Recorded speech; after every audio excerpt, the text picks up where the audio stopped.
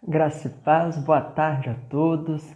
Em alguns instantes estaremos iniciando esta live e hoje teremos um convidado especial, o reverendo Jailton, pastor da Primeira Igreja Presbiteriana de Vitória. Vão entrando, podem se sentir à vontade, digam se estão ouvindo corretamente, se está tudo normal com o vídeo. Olá, Rebeca. Oi, Sara. Estou com saudade de vocês. Logo, logo estaremos juntos. Vocês estão me ouvindo bem?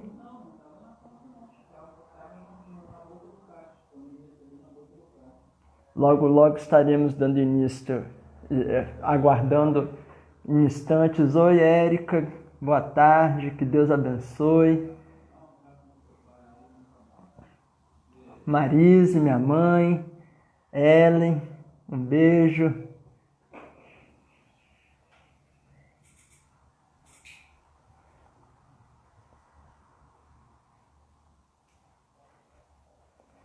Estamos aguardando a chegada do reverendo Jailton.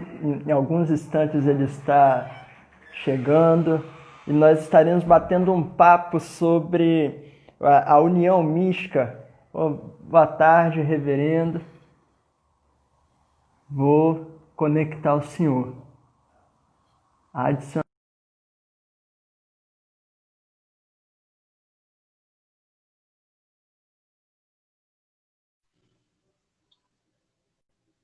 Graça e paz, pastor. Boa tarde. Boa tarde, graça e paz. Tudo bem com você? Graças a Deus, tudo bem. Com o senhor, como vão as coisas? Bom, graças a Deus, tudo bem, tudo caminhando em paz. E com você e os seus? Tudo bem também, graças a Deus. Estamos nesse tempo diferente, vou colocar dessa forma, e Deus tem dado graça nesse momento, tem cuidado de nós, tem nos assistido. Ai, que bom, Rômulo, fico feliz. Parabéns aí pelo seu trabalho, que é um trabalho de esclarecimento, de instrução. Deus continue abençoando. Amém, amém. A princípio, quero agradecer ao Senhor por ter aceitado este convite prontamente, diante de tantos desafios que é este tempo, e que seja uma bênção para a Igreja de Santa Cruz e para os ouvintes também. Muito obrigado. Amém, Rômulo. É um prazer poder participar com você. O senhor pode se apresentar para os ouvintes, que acredito que muitos não conhecem nessa região dali. Alguns conhecem, sim, outros não, mas se apresente, por favor. Bom, inicialmente eu quero cumprimentar os membros da Igreja Presbiteriana Santa Cruz, em Belo Horizonte, dizer que é uma grande alegria poder participar aqui da live com o Rômulo, que é membro da nossa igreja, candidato ao Sagrado Ministério pelo Presbitério Central do Espírito Santo e está colaborando com os irmãos. Meu nome é Jailton Lima do Nascimento, eu sou casado com Fabiana, pai do Eduardo com 19 anos, Guilherme com 11 anos, sou pastor aqui na Primeira Igreja Presbiteriana de Vitória e também atuo na presidência do Sínodo Central Espírito Santense. Tem sido um privilégio ser pastoreado pelo Senhor.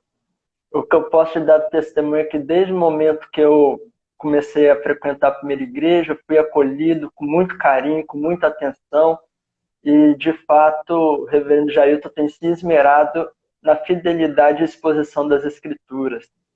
É um bom testemunho para o nosso país, para a nossa região. Tem contribuído muito com o Evangelho, sobretudo na Igreja Presbiteriana de Vitória. Reverendo Jailton, dando início então à nossa temática, estamos no mês de maio, mês da família, e estamos enfrentando este tempo do coronavírus, o Covid-19, mas queremos conversar sobre a união mística com Cristo. Um tema importante, um tema que muito tem a ver com a igreja. E eu pergunto ao senhor, o que é a união mística com Cristo? Bom, e aonde podemos encontrar essa doutrina nas Escrituras? Do ponto de vista bíblico, isso diz respeito ao que Cristo realizou por nós e em nós. Do ponto de vista da regeneração, do novo nascimento, do ser nova criatura, e então estarmos atrelados a Cristo de uma forma indissolúvel. Não que em nós haja qualquer resquício de sua divindade, não é isso.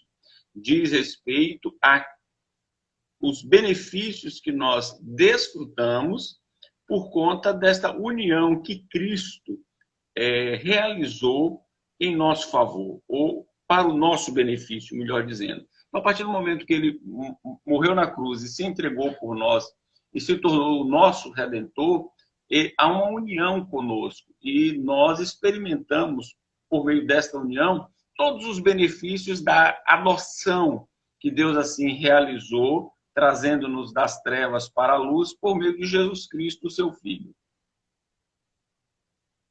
Que bênção, que bênção. Eu tenho um professor no seminário, o reverendo Gil Altino. Ele é professor de grego. E ele costuma ressaltar nas aulas uma partícula que é diretiva, uma preposição diretiva. E ele sempre ressalta essa maravilhosa doutrina. Mas, reverendo, como nos unir a Cristo? Aquela pessoa que está entrando agora na live, que não conhece essa doutrina, mas ouvindo esses benefícios que Cristo adquiriu para o seu povo, como fazer parte disso? Rômulo, o homem, quando no Éden optou pelo pecado, quando os nossos primeiros pais, Adão e Eva, eles livremente optaram pelo pecado, desfrutando do livre-arbítrio que ali fora concedido a eles, porque eles não eram obrigados a pecar. Eles não tinham nenhuma compulsão ao pecado. Eles podiam não pecar e permanecer no estado de pureza, no estado de obediência. Uma vez que eles decidiram pecar, eles trouxeram sobre si a maldição da culpa, a maldição do pecado. E dentre as maldições está a corrupção da natureza humana. Como filhos de Adão, todos nós nascemos espiritualmente mortos, porque nós não podemos escolher a Deus, nós não podemos optar a Deus, porque a nossa natureza é uma natureza naturalmente morta, como disse o apóstolo Paulo lá aos Efésios, no capítulo 2, versículo 1, ele vos deu vida, estando vós mortos nos vossos delitos e pecados. Então, um morto, ele não faz escolha, ele não faz opções, ele não apresenta predileções. Deus vem até nós por meio de Cristo e pela ação do seu Espírito, ele traz, então, o que a Bíblia chama de novo nascimento, regeneração. Ele pega o morto espiritual, dá vida, e a partir desse momento, então, aquele que fora alcançado, ele tem no seu coração como resultado do novo nascimento, da regeneração, arrependimento e fé. Então, o homem não pode, por si mesmo, buscar a Deus. É sempre Deus que busca o homem. E como o homem é despertado? Ele é despertado pela pregação do Evangelho, ouvindo o Evangelho, ouvindo as boas novas. O Espírito Santo de Deus torna aquilo uma realidade na sua vida, torna uma realidade no seu coração, e ele então é suavemente atraído para Cristo. E aí ele, rendendo-se a Cristo, ele desfruta de todos os benefícios que Cristo conquistou na cruz do Calvário para o seu povo. Amém. Amém. É uma gloriosa doutrina mesmo, que faz toda a diferença compreendermos isso. Dito que o senhor ressaltou a pregação do Evangelho, qual o resumo do Evangelho na opinião do senhor e como fazer este Evangelho conhecido? Qual o alcance dele? Bom, nós podemos dizer claramente que o resumo do Evangelho é Jesus Cristo. Cristo é o Evangelho. Deus nos envia o seu Filho para a nossa redenção.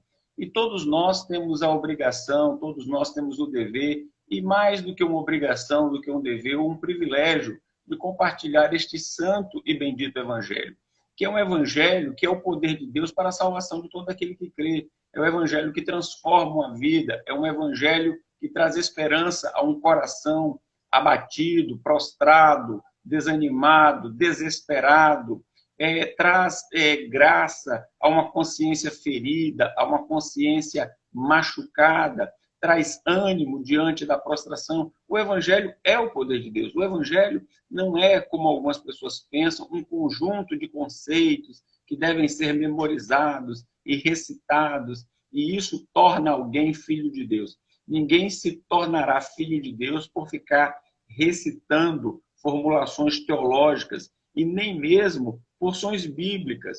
O Evangelho é uma realidade na vida daquele que por ele foi alcançado. Quem não conhece o poder do Evangelho, vê o Evangelho como qualquer outra coisa. Efetivamente, quem conhece o poder do Evangelho, que já foi alcançado por ele, esse sabe da importância de partilhar as boas novas com as demais pessoas. Ele sabe do poder que as boas novas possuem para, como instrumento de Deus, despertar aquelas pessoas que estão indiferentes para a realidade da eternidade, para a realidade do relacionamento com Deus, para a realidade do relacionamento com o próximo, do cuidado da família. O Evangelho é prática, o Evangelho é dia a dia, o Evangelho é cotidiano. Esse é o poder do Evangelho. Louvado seja Deus por isso. Excelente resposta, reverendo. Pastor, e como viver este evangelho, ou essa doutrina que diz que nós estamos agora, uma vez que recebemos Cristo, nós fomos incorporados e unidos a Ele. Como viver isso na família? Ressaltando esse tempo que estamos vivendo, tendo em vista que o número de divórcio tem aumentado, o número de violência familiar tem aumentado. Como viver isso e como nos posicionar como cristãos nesse período? Perfeito, Romulo. A pandemia, ela revela algo que talvez estivesse um tanto adormecido. E o que ela revela, dentre tantas outras coisas, é uma certa fragilidade no âmbito dos relacionamentos familiares. As pessoas estavam acostumadas com encontros domésticos. Devido às suas múltiplas atividades, as pessoas passavam a maior parte do tempo externamente nos seus afazeres, no trabalho, no estudo, ou até mesmo no lazer, e pontualmente elas se encontravam em casa, majoritariamente no período da noite, tomavam a refeição, ficavam por ali e logo as pessoas iam dormir. Então a casa não passava de um dormitório. Com a necessidade do isolamento social, as pessoas passaram a conviver maior parte do tempo com os membros da família. E, para surpresa e desespero de alguns, passaram a perceber que elas não conheciam aquela pessoa que, embora convivendo no mesmo espaço geográfico, era completamente desconhecida. Então, nós tivemos aí um aumento até da questão de divórcios, de separações, porque o marido já não reconhecia a esposa não reconhecia o marido, eles já não suportavam conviver juntos, pais desesperados ligando para psicólogos, porque eles não sabem como lidar com os filhos, acostumados a terceirizar a educação dos filhos, quer por meio da escola, quer por meio de atividades na área do esporte, sempre terceirizando a companhia dos filhos, e descobriram, permitam-me a expressão, que os filhos eram verdadeiras pestes. Um pai ligou desesperado para o psicólogo, dizendo: eu tenho uma peste dentro de casa, eu não sabia que esse menino era assim, eu não imaginava. Quer dizer, como é que o pai não sabe a respeito do filho, não conhece o filho? Por quê? Porque não tem convivência. Então, um dos fatores que a pandemia acabou revelando é que muitas famílias entraram em choque porque os seus membros, eles se desconheciam, eles eram desconhecidos uns para os outros. A saída bíblica, Rômulo, é o cumprimento do papel de cada um, porque Deus estabeleceu um papel para cada um desenvolver no seio da família.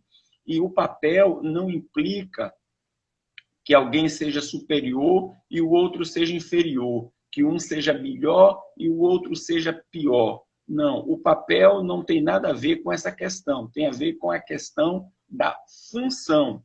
Porque, veja bem, do ponto de vista da criação, todos nós fomos criados da mesma maneira, Deus nos criou da mesma forma, não há uma criação especial, uma criação secundária, não. Do ponto de vista da criação, Deus criou o homem e a mulher, criou a ambos da mesma maneira. Do ponto de vista da salvação, a salvação é a mesma. O sacrifício de Cristo é um só para salvar homem e mulher, pobre e rico, culto e analfabeto. Não existe. Porém, existe sim no âmbito familiar e no âmbito social papéis. E quando os papéis eles não são cumpridos, eles não são acatados, eles não são seguidos, há sim um descontrole no seio da família. Vivemos hoje numa sociedade que é relativista, numa sociedade que desconhece o princípio da autoridade, que não deve ser confundido com autoritarismo, e então é uma sociedade que, na sua grande maioria, rejeita qualquer tipo de ordem, qualquer tipo de ordenamento. E isso é prejudicial. Quando você falou, por exemplo, da Epístola de Paulo aos Colossenses, como sendo o norteador da nossa reflexão para a questão da família, você vai ver Paulo dizendo o seguinte: esposas, sede submissas ao próprio marido, como convém no Senhor.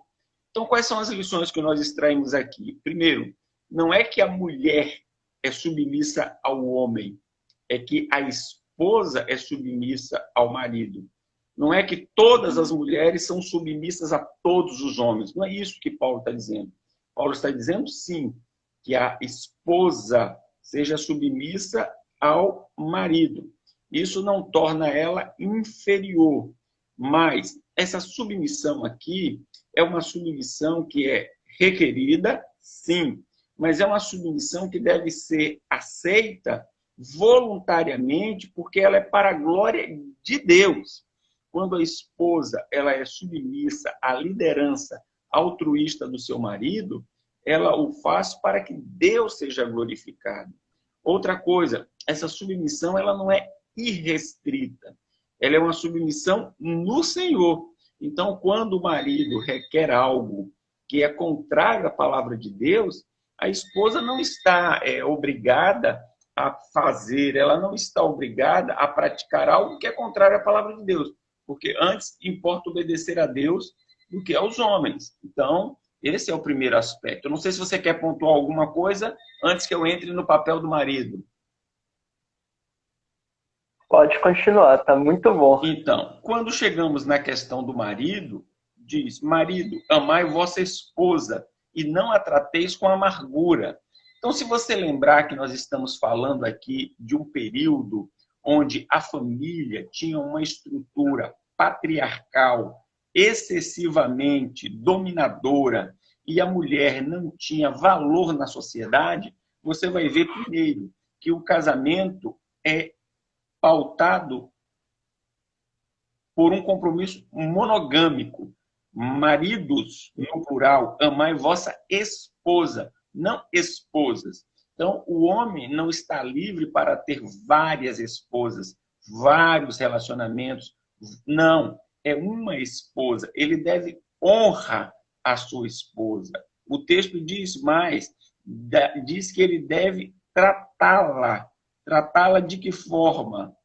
Com carinho, com atenção, diz: amai vossa esposa e não a trateis com amargura. Então, o papel do marido no casamento é se esforçar ao máximo para dar todas as condições de acolhimento. E aqui não está falando de bens materiais, aqui não está falando de valores monetários, aqui está falando de atenção, de respeito, de carinho, de solidariedade, de compreensão, de afetividade. Está falando disso. Então, o marido é responsável, sim, pela manutenção, pela provisão, é responsável, sim, pela proteção, sim, Mas não é só provisão e proteção. Ele tem que amar, tem que cuidar, tem que zelar, tem que tratar dela bem. Qual é o modelo? Qual é o parâmetro? O vizinho? Não. O pastor? Não. O líder? Não. Qual é o padrão? O padrão é Cristo. Como Cristo trata a igreja, assim o marido deve tratar a esposa. Antes de entrar nos filhos aí, eu quero deixar a palavra com você. Não sei se você quer pontuar alguma coisa, trazer algum direcionamento. Primeiro, dizer que estou gostando muito das respostas do senhor. De fato, a gente vê o apóstolo Paulo ele fundamentando doutrinariamente as suas cartas, e depois ele mostra o estilo de vida que os crentes devem viver. Isso nós vemos em Romanos, vemos em Efésios, vemos aqui na carta aos Colossenses. E uma coisa que o senhor tratou muito bem é que quando diz para mulher, ou seja, a esposa ser submissa ao marido, não é a mulher ser submissa a todos os homens, isso vem de encontro com o que alguns pensam que é a cultura do machismo, mas por outro lado também ataca um pensamento feminista, mostrando que na verdade nós que cremos que Deus criou homem e mulher, criou os dois com uma imagem e semelhança iguais, num complementarismo um do outro. Contudo, papéis diferentes. E isso não torna um mais importante que o outro. Torna os dois iguais, refletindo cada um na sua tarefa, naquilo que Deus designou, a sua tarefa, não diminuindo um ao outro no que tange a natureza dele, da gente, no caso. Né? Muito bom, reverendo. Você vai ver isso na sequência, mas antes de avançar aqui, eu queria deixar aqui registrado, Romulo, um abraço ao reverendo César Guimarães, que eu vi que passou aí na nossa live, que deixou um abraço. Reverendo César, saudades do senhor, prezo muito sua amizade, Deus continue abençoando a sua preciosa vida e o ministério que o irmão executa. Olha, Romulo, você vai ver isso de forma clara, porque logo em seguida vai se tratar dos filhos. E a Bíblia não diz que os filhos eles são inferiores aos pais, os pais são melhores que os filhos, não. Está colocando aqui uma ordem de relacionamento. Os filhos, em tudo obedecei a vossos pais, pois fazê-lo é grato diante do Senhor. Hoje nós vivemos um período em que muitos filhos se mostram, primeiro, desrespeitosos, os filhos se mostram insubmissos, os filhos eles não honram aos seus pais, e honrar aos pais tem como base ter atenção, ter cuidado, ter respeito. Nós percebemos que numa sociedade onde o individualismo ele é sempre privilegiado, muitos filhos eles desenvolvem as suas atividades e nem sequer eles mantêm contatos com os pais, passam semanas a fio, sem uma ligação, sem procurar saber se o pai ou a mãe, se eles necessitam de alguma coisa, se eles precisam de algo, e até mesmo para dizer do amor, do carinho, do respeito. Então, é muito importante que essa questão dos filhos seja muito bem tratada. Em qualquer faixa etária, o filho ele tem o dever de honrar ao pai e à mãe. Não existe uma faixa etária que vai como que alforriar o filho para que ele não mais seja cuidadoso com os seus pais. Então, na infância, na adolescência, na juventude, na maturidade, na melhor idade, enquanto os pais forem vivos, os filhos devem obediência aos pais, devem respeito aos pais, devem cuidado para com os pais. Então, isso tudo deve canalizar. Ô, Romulo, você está me ouvindo? Eu acho que houve aqui travou aqui. Travou a imagem? Eu estou ouvindo o senhor. A imagem deu uma travada, mas estou ouvindo o senhor. Joia. Então, eu vou seguindo aqui para não prejudicar a nossa live. Você vai ver, então, depois o cuidado dos pais. Os pais devem ter zelo para com seus filhos e devem ter paciência com os filhos. Nós temos pais que são extremamente perfeccionistas, pais que são exigentes demais, pais que querem realizar os seus sonhos nos seus filhos. E os filhos têm personalidade, têm vontade. Os pais precisam ser cuidadosos com os filhos. Então, isso é muito importante. Nós temos pais que são protecionistas demais, sufocam os filhos. Não pode ser assim. Tem que haver um equilíbrio. Atenção e liberdade. Cuidado e incentivo. Essas questões caminham juntas, paralelas. Pode falar, Rom. Alô? Oi, estou te ouvindo. Pensei que... tá ouvindo. Muito importante o senhor ter ressaltado isso, que nós temos a ideia de que devemos honrar aos pais somente até a idade madura de sair de casa. E eu vejo nas palavras que o senhor trouxe a importância daquele pai, daquele filho que já, embora morando distante, embora casado, ele continue honrando seus pais. E muito boa esta colocação do senhor, muito boa. E o filho honrando esses pais, de qual maneira efetivamente devemos realizar isso? Ligando, financeiramente também, se for o caso? Como? A honra se dá por meio da obediência, se dá por meio do apoio econômico, se dá, acima de tudo, por meio da demonstração da afetividade. São elementos que, todos eles conjugados, precisam demonstrar o nosso apreço pelos nossos pais. Isso é de suma importância. Então, hoje, por exemplo, quando nós vivemos essa questão da pandemia e muitos pais estão isolados, os filhos precisam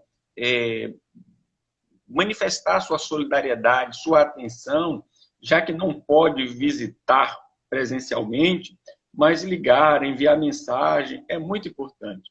E outra coisa, Rômulo, muitas vezes, aqui, se me permita, nós temos filhos que pegam os seus filhos e colocam para os seus pais, para que eles possam criar, terceirizam a educação dos filhos. Os avós precisam de independência, de autonomia, e aí a pessoa transfere sua responsabilidade, transfere os seus afazeres. Não pode ser assim, isso é uma exploração, não pode ser desse jeito. Os avós precisam deixar que os pais criem seus filhos. Cuida, brinca, dá beijo, dá presente e manda para casa, para os pais cuidarem dos netos, dos filhos. Verdade. Reverendo, a gente tratou sobre a questão da submissão da esposa ao... Eu vou sair aqui e vou retornar. Eu vou sair e vou retornar, porque travou a imagem. Tá, fica na guarda. Só esperar esse momento que o reverendo retornará para continuar. Se os irmãos que estão ouvindo tiverem alguma pergunta, pode estar fazendo também. Só aguardar o reverendo conectar novamente para a imagem voltar ao normal. Pronto, Rômulo, voltamos aqui. Pronto. Para não congelar. Reverendo, o senhor falou sobre a questão da submissão da esposa ao marido. Estamos chegando próximo à data que se chama Dia dos Namorados. E às vezes o senhor como pastor, eu como seminarista, alguém que está lidando com a palavra de Deus, e vê essa questão da liderança do homem ao seu lar, mas chegando no tempo do Dia dos Namorados, às vezes eu sou questionado. No relacionamento de namoro, essa questão como que se lidar? Da submissão e da liderança do namoro, se ela ocorre, ou se... Porque a moça, enquanto mora na casa do pai, ela é submissa ao pai. Mas aí está entrando num relacionamento de namoro. Como que o senhor pensa nessa situação? Veja só, Rômulo, o namoro é uma fase inicial. Namoro não é a mesma coisa que casamento. Então, a jovem, ela não é submissa ao seu namorado. Ela é submissa ao seu pai. E isso é muito importante que fique claro desde cedo. E no namoro, alguns cuidados precisam de observação extrema.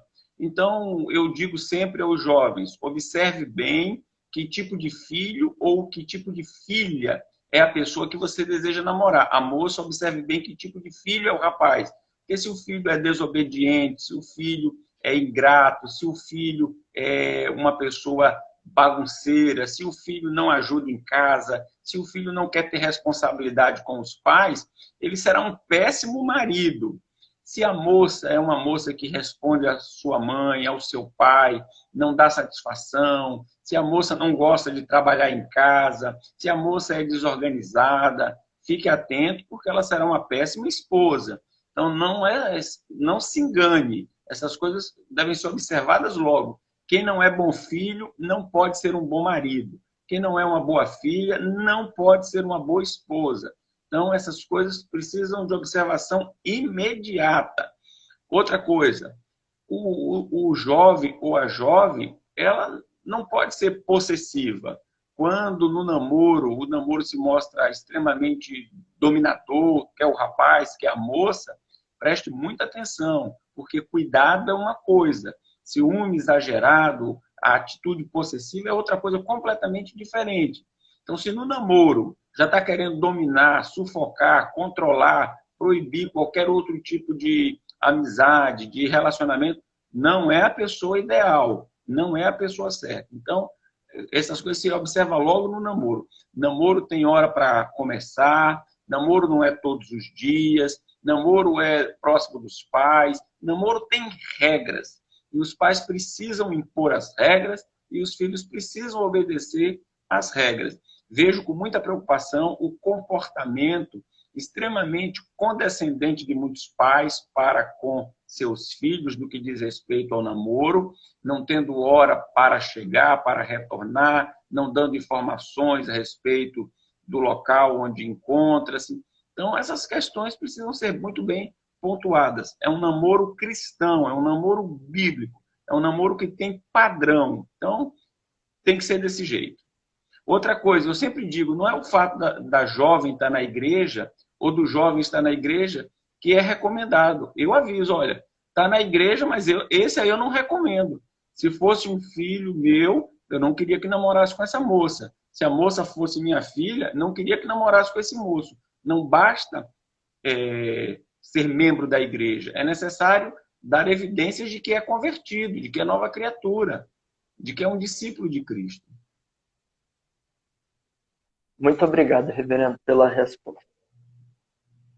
Perguntar para o senhor: sou um filho, ou sou um marido, sou uma esposa, e ouvindo estas explicações que o senhor trouxe esta tarde, percebo que estou em erro.